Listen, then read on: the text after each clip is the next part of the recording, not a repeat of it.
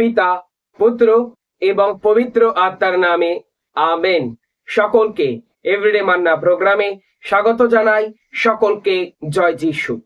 আমরা যদি প্রত্যেকে যখন লিখিত সুসমাচার 5 অধ্যায় 1 পদ থেকে যদি আমরা পড়ি, সেখানে বলছে, এরপর ইহুদিদের এক পর্বের সময় এলো আর যিশু জেরুসালেমে গেলেন। সেখানে জেরুসালেমে মেষ জলকুণ্ডের কাছাকাছি একটা জলকুণ্ড আছে, হিব্রু ভাষায় যার নাম বেথসাথা। তার 5টা চাতাল আছে। সেই সব চাতালে বহু রোগী, বহু অন্ধ, খোড়া আর পক্ষাঘাতগ্রস্ত মানুষ ভিড় করে শুয়ে থাকত। সেখানে একজন লোক ছিল যে 38 বছর ধরে সেই জলকুণ্ডের ধারে শুয়ে রয়েছে এবং রোগে ভুগছিল। যখন যিশু তাকে সেখানে শুয়ে থাকতে দেখলেন ও তার সেই বহুদিনের অসুখের কথা জানতে পারলেন, যিশু কি করলেন না, তার কাছে গেলেন। যিশু তখন তার কাছে গেলেন এবং তাকে বললেন, তুমি কি সুস্থ হতে চাও? রোগী উত্তরে তাকে বলল, প্রভু, আমার এমন কেউ নেই যে জল কেঁপে উঠলে আমাকে কুণ্ডে নামায়। আমি যেতে না যেতেই অন্য কেউ আমার আগে নেমে পড়ে। খ্রিস্টতে আমার প্রিয়জনেরা, সেই জলকুণ্ড এমনই এক জলকুণ্ড ছিল যে প্রথম জল কেঁপে উঠলে প্রতিদিন যে রোগী সেই জলকুণ্ডে প্রথমে নামবে সেই রোগী সুস্থ হয়ে যাবে। কিন্তু যীশু খ্রিস্ট সেই 38 বছর ধরে রোগক্লিষ্ট ব্যক্তির কষ্টকে দেখেছে, তার কষ্টকে জেনেছে, তার কষ্টকে বুঝেছে। বুঝবার পরে প্রভু যিশু তার কাছে গিয়েছে। আপনি দেখুন, সেই 38 বছর ধরে রোগক্লিষ্ট ব্যক্তি যিশুর কাছে আসেনি, বরং যিশু দয়ায় বিগলিত হয়ে তার কষ্ট দেখে তার কাছে গিয়ে তাকে এই প্রশ্ন করছে, তুমি কি সুস্থ হতে চাও? তখন সেই 38 বছর ধরে কষ্টের মধ্যে থাকা, রোগের মধ্যে থাকা সেই ব্যক্তি যিশুকে এই রকম কথা বলছে যে এই জলকুণ্ডে আমাকে নামিয়ে দেয়, আমাকে সাহায্য করে এমন কোন ব্যক্তি আমি 38 বছর ধরে দেখলাম না। কেউ আমাকে সাহায্য করলো না, এমন কোন ব্যক্তি আমার নেই। আমাকে কেউ চায় না, আমাকে কেউ ভালোবাসে না, আমাকে কেউ সারিয়ে তুললো না, আমাকে কেউ হেল্প করলো না। খ্রিস্টতে আমার প্রিয়জনেরা, আজকে সেই রকম বহু বছর ধরে হতে পারে আমাদের জীবনে আমরা অনেক দুঃখ, কষ্ট, বেদনা, যন্ত্রণাগুলো আমাদের জীবনে আমরা ভোগ করে আসছি। অনেক ব্যক্তি আমরা এইরকম কথা বলছি যে কেউ আমাকে গুরুত্বই দিল না, কেউ আমাকে বুঝলো না, কেউ আমার মূল্য দিল না, কেউ আমাকে সুস্থ করলো না, কেউ আমাকে সাহায্য করলো না। সাহায্য করার মতন কাউকে আমি দেখলাম না, কাউকে আমি পেলাম না, কেউ এগিয়ে আসলো না। আপনারা এখন ঈশ্বরের বাক্য শুনছেন। আপনাদের মধ্যে অনেক ব্যক্তি অনেক সময় এরকম কথা বলেছেন যে আমার পরিবারের লোকই আমাকে গুরুত্ব দেয় না, আমার পরিবারের লোকই আমাকে ভালোবাসে না, আমার রিলেটিভই আমাকে চায় না। কতজন আপনারা এইরকম দুঃখগুলো, এইরকম কষ্টগুলো, এইরকম যন্ত্রণাগুলো প্রতিনিয়তই বছরের পর বছর, দিনের পর দিন, মাসের পর মাস আপনারা সহ্য করে আসছেন। সেই সব ব্যক্তির কাছে আজকে প্রভু যিশু স্বয়ং উপস্থিত হয়েছেন। আপনি বিশ্বাস করুন।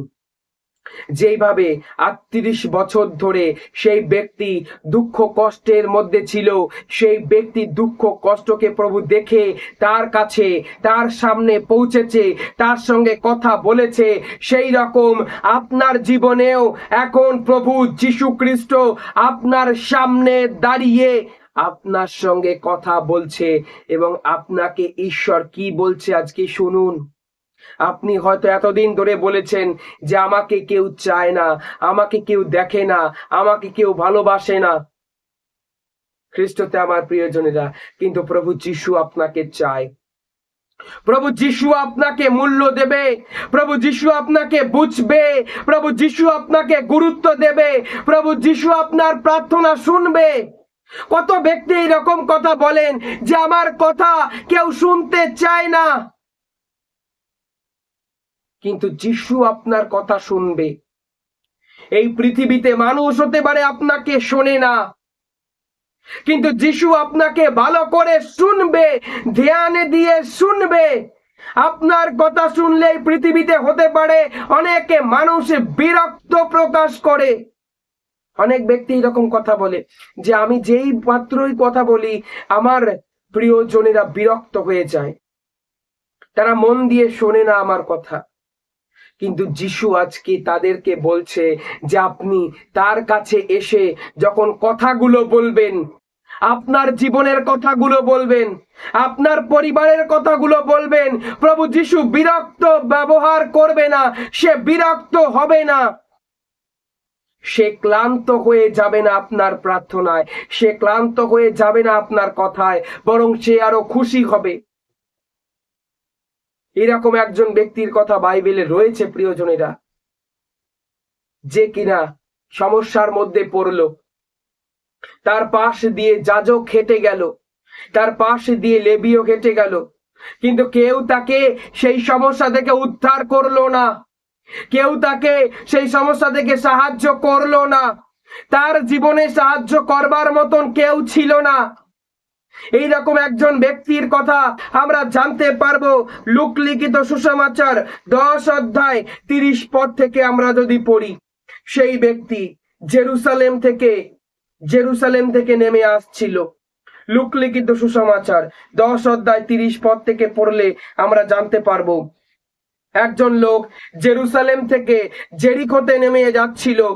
এমন সময় সে একদল দস্যুর হাতে পড়ল। সেই লোক একদল দস্যুর হাতে পড়লো, তারা তার পোশাকে খুলে নিল ও তাকে মেরে আধমরা অবস্থায় ফেলে রেখে চলে গেল। দৈবত একজন যাজক সেই পথ দিয়ে নেমে যাচ্ছিল, তাকে দেখে সে হঠাৎ পাশ কাটিয়ে চলে গেল। তেমনি একজন লেবীয় সেই জায়গায় এসে পড়ে তাকে দেখে পাশ কাটিয়ে চলে গেল।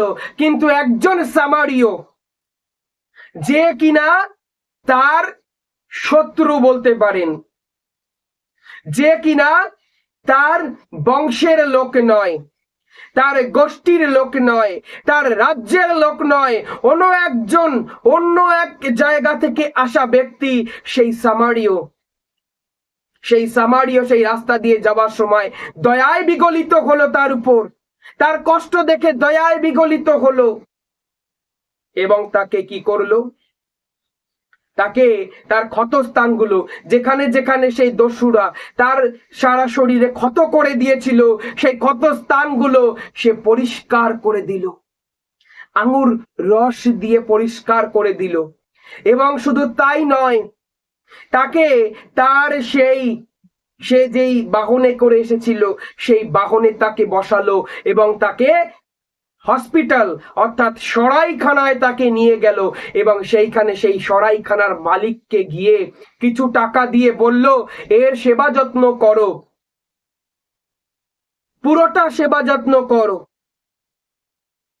যদি কোনো টাকা পয়সা বাকি থেকে থাকে আমি সেই টাকা পরে এসে মিটিয়ে দেব, যা টাকা লাগে খরচা আমি দেব, এই সমস্ত খরচা আমি মেটাবো, তুমি এই সেবা যত্ন করো। খ্রিস্টতে আমার প্রিয়জনেরা, আমার মনে হয় যে সেই দয়ালু সামারীয় আর কেউ নয়, স্বয়ং খ্রিস্ট যিশু। পাশ কাটিয়ে চলে যাবে আপনার প্রিয়জন। আপনার দুঃখ দেখে, আপনার ক্লান্তি দেখে, আপনি যখন দুঃখের মধ্যে পড়বেন, আপনি যখন রোগের মধ্যে পড়বেন, আপনার রিলেটিভরা পাশ কাটিয়ে চলে যাবে। আপনি যখন দারিদ্রতার মধ্যে পড়বেন, আপনি যখন গরিবের মধ্যে পড়বেন, আপনার জীবনে যখন অর্থ থাকবে না, অর্থ সংকটের মধ্যে আপনি যখন পড়বেন, আপনার প্রিয়জনেরা পাশ কাটিয়ে চলে যাবে, আপনাকে পাত্তা পর্যন্ত দেবে না। কিন্তু প্রভু যিশু বলছে যে আমি তোমাকে গুরুত্ব দেব। প্রভু যিশু বলছে আমি তোমাকে দয়া করব, আমি তোমার উপর কৃপা করব, আমি তোমাকে ভালোবাসবো। আজকে এই প্রার্থনা সভায় অংশগ্রহণকারী কতজন ব্যক্তি চিৎকার করে এইরকম কথা বলেন যে আমাকে কেউ ভালোবাসে না?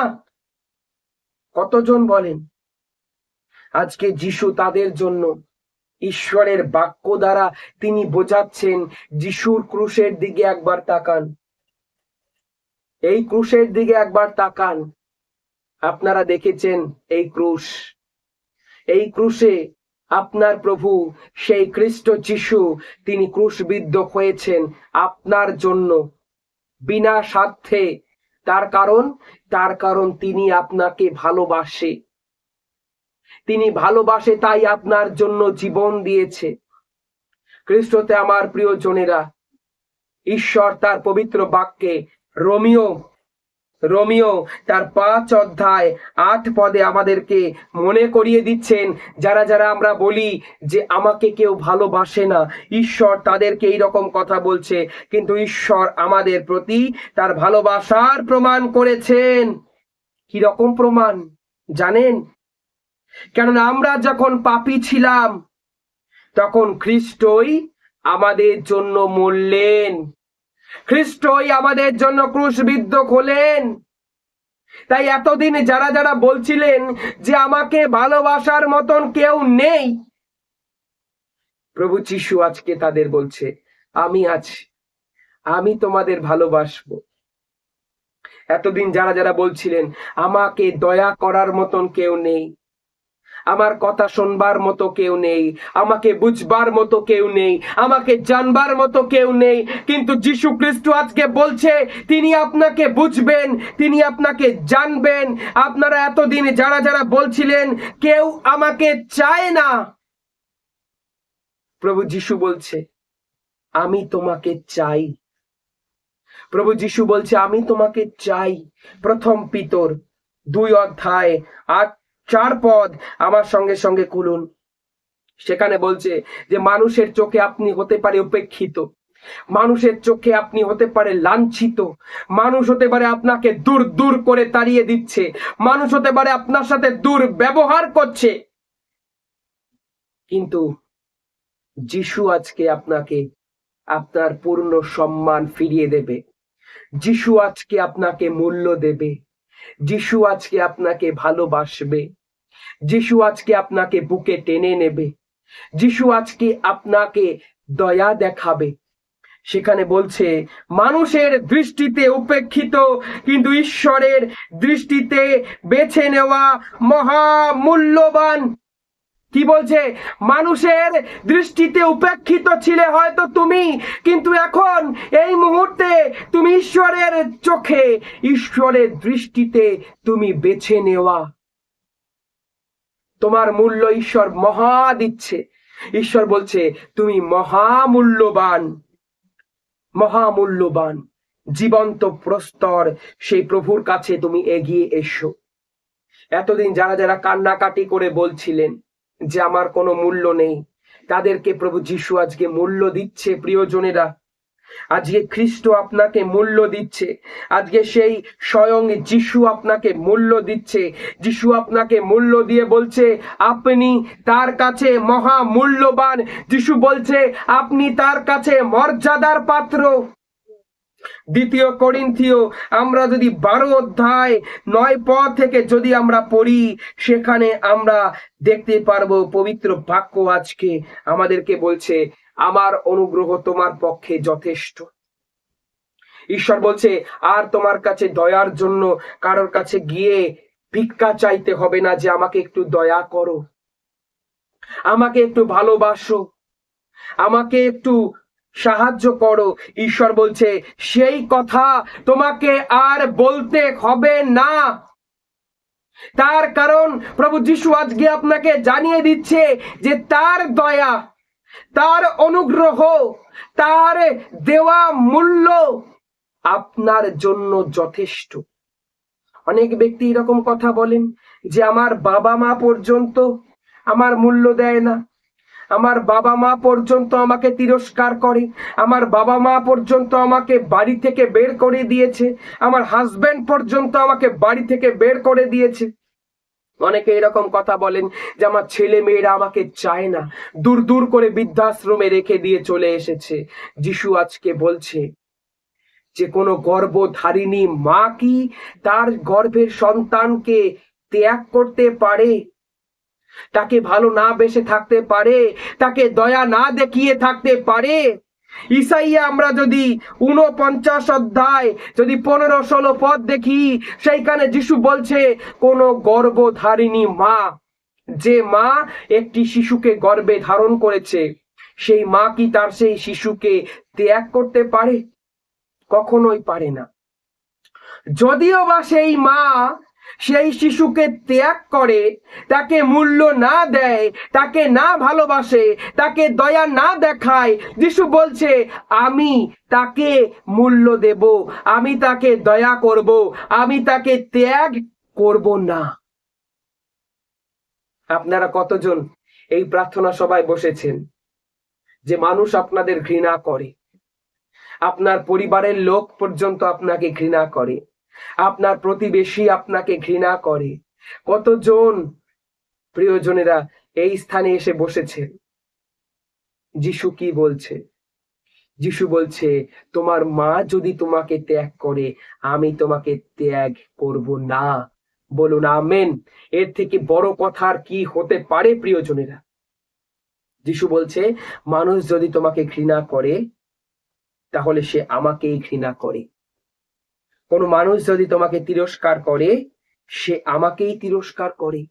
যখন লিখিত সুসমাচার 15 অধ্যায় 18 পদে প্রভু যিশু বলছে জগৎ যদি তোমাকে ঘৃণা করে, জেনে রাখো তোমাদের ঘৃণা করার আগে আমাকেই ঘৃণা করছে। তোমরা যদি জগতের হতে, এইবার ঈশ্বর ভালো কথা আপনাকে বলছে, তোমরা যদি জগতের হতে তবে জগৎ তার আপনজনদের ভালোবাসতো। কিন্তু যেহেতু তোমরা জগতের নও, তাই জগৎ তোমাদেরকে ঘৃণা করে, তোমাদেরকে ভালোবাসে না, তোমাদেরকে তিরস্কার করে। খ্রিস্টতে আমার প্রিয়জনেরা, প্রভু যিশু বলছে এই জগতের নও তোমরা, তাই এই জগৎ হয়তো তোমাকে চায় না, তাই এই জগৎ হয়তো তোমাকে মূল্য দেয় না, তাই এই জগৎ হয়তো তোমার মূল্য বোঝে না। কিন্তু যিশু বলছে যে আমি তোমাকে চাই। এখানে যিশু কি বলছে? যে তোমরা জগতের নও, তার মানে তোমরা কার? যিশু বলছে তোমরা আমার। প্রভু যিশু এখানে বলছে তোমরা প্রভু যিশু খ্রিস্টের নিজের প্রপার্টি। তাই প্রভু যিশু তোমাকে ভালোবাসে, তাই হয়তো জগৎ তোমাকে ঘৃণা করে, তাই হয়তো জগৎ তোমাকে চায় না, তাই হয়তো জগৎ তোমাকে ভালোবাসে না। খ্রিস্টতে আমার প্রিয়জনেরা, আজকে এই বাক্য শুনুন। প্রভু যিশু বলছে যে সারা পৃথিবীতে তুফান নেমে আসুক, পাহাড় পর্বত টলে যাক, পৃথিবী ধ্বংস হয়ে যাক, কিন্তু তাও আমি তোমার উপর দয়া দেখাবো, তাও আমি তোমার উপর করুণা দেখাবো, তাও আমি আমার কৃপা তোমার উপর বর্ষণ করব, তাও আমি কৃপা করতে ভুলবো না, তাও আমি ভালোবাসতে ভুলবো না। কত বড় কথা যিশু বলছে। ইসাইয়ার গ্রন্থ আমরা যদি প্রত্যেকে লক্ষ্য করি, সেখানে 54 অধ্যায় 10 পদের মাধ্যমে ঈশ্বর আজকে আমাদেরকে বলছে পর্বতমালা সরে যাক, উপপর্বতমালা টলে যাক, কিন্তু আমার কৃপা তোমা থেকে সরে যাবে না। আমার শক্তি, আমার শান্তি সন্ধিও টলবে না। এই কথা বলছেন প্রভু। তোমাকে যিনি স্নেহ করেন, তোমাকে যিনি ভালোবাসেন, তোমাকে যিনি দয়া দেখান, যিশু আজকে আপনাকে বলছে, খ্রিস্টতে আমার প্রিয়জনেরা, যে জগতে সুনামি নেমে আসুক, পাহাড় পর্বত টলে যাক, ভূমিকম্প হোক, ধস নেমে যাক, তাও ঈশ্বরের ভালোবাসা কমবে না আপনার জন্য, ঈশ্বরের আশীর্বাদ কমবে না আপনার জন্য, ঈশ্বরের অনুগ্রহ কমবে না আপনার জন্য, ঈশ্বরের অভিষেকে কমবে না আপনার জন্য। প্রিয়জনেরা, ঈশ্বর আজকে আপনাকে এই কথা বলছে যে মানুষ হয়তো আপনাকে ত্যাগ করছে, ঈশ্বর আপনাকে ত্যাগ করবে না। মানুষ হয়তো আপনাকে ছেড়ে দিচ্ছে, ঈশ্বর আপনাকে ছাড়বে না। ঈশ্বর আপনার ডান হাত শক্ত করে ধরে রেখে দিয়েছে। ঈশ্বর আপনার ডান হাত শক্ত করে ধরে রেখে দিয়েছে। আসুন, যতজন আজকে এই প্রার্থনা সভায় বসেছেন, আপনারা বলছেন যে আমাকে কেউ চায় না, আমাকে কেউ ভালোবাসে না, আমার কথা কেউ শোনে না, আমাকে কেউ গুরুত্ব দেয় না। আপনাদেরকে আজকে ঈশ্বর বলছে যে তিনি আপনাকে গুরুত্ব দেন। আসুন, যাদের যাদের যা যা প্রার্থনা, আপনারা কমেন্ট বক্সে সেই প্রার্থনাগুলো আমাদের কাছে পাঠান। সেই সব প্রার্থনার উপর এখন আমি প্রার্থনা করি এবং আপনাদের সকলের জন্য আমি এখন প্রার্থনা করি। সর্বশক্তিমান পিতা, এই মুহূর্তে পিতা, পুত্র এবং পবিত্র আত্মার নামের শক্তিতে এই ব্যক্তিকে, এর পরিবারকে, এর জীবনকে, এই কমেন্ট বক্সে যারা যারা প্রার্থনা চেয়েছে তাদের প্রত্যেককে এই ক্রুশের চিহ্নে আমি সমর্পণ করি তাদের প্রার্থনা, এবং ক্রুশের চিহ্নে তাদের ঘরবাড়ি, তাদের জায়গা জমি চিহ্নিত করি এবং তাদেরকে চিহ্নিত করি প্রভু যীশু। এই মুহূর্তে তাদের জীবনে বড় বড় ব্লেসিংস এবং আজকে এই বাক্যের শক্তিতে তাদেরকে জ্ঞান, অভিষেক, অনুগ্রহ, চিহ্ন, চমৎকার তুমি দান করো। আজকে যে যা প্রার্থনা চাইছে প্রভু যীশু খ্রিস্ট সকলের জীবনে সেই শান্তি তুমি সেই প্রার্থনা মঞ্জুর করো। Praise the lord, hallelujah, hallelujah, hallelujah, hallelujah, hallelujah. প্রত্যেকে পবিত্র আত্মায় পরিপূর্ণ করো প্রভু যীশু। প্রত্যেকের জীবনে বড় বড় ব্লেসিংস দান করো। যারা অর্থের সমস্যায় ভুগছে তাদেরকে এই মুহূর্তে তুমি আর্থিক অনুগ্রহ দান করো। যারা রোগ নিয়ে আজকে প্রার্থনা সভায় বসেছে তাদেরকে তুমি সুস্থ এবং চাঙ্গাই বরদান দান করো। যারা অশান্তি নিয়ে ভুগছে তাদেরকে শান্তি দান করো। যারা কোর্ট কেসের মধ্যে এসে তাদের কোর্ট কেস গুলো বাতিল করো। যারা হৃদয় অশান্তির মধ্যে রয়েছে, ডিপ্রেশন গুলো থেকে, তাদেরকে চিন্তা ভাবনা থেকে সকলকে মুক্ত করো। Hallelujah, hallelujah, hallelujah. সকলের জীবনে বড় বড় টেস্টামনি, অভিষেক, অনুগ্রহ তুমি নামিয়ে আনো। এই প্রার্থনা করি আমাদের প্রভু যীশু খ্রিস্টের নামে, আমেন। খ্রিস্টতে আমার প্রিয়জনেরা, এখনো পর্যন্ত যারা যারা আমাদের এই ইউটিউব চ্যানেলকে সাবস্ক্রাইব করেননি, দয়া করে ইউটিউব চ্যানেলকে সাবস্ক্রাইব করবেন এবং আজকের এই প্রার্থনা সভা সকলের কাছে শেয়ার করবেন। সকলকে জয় যীশু।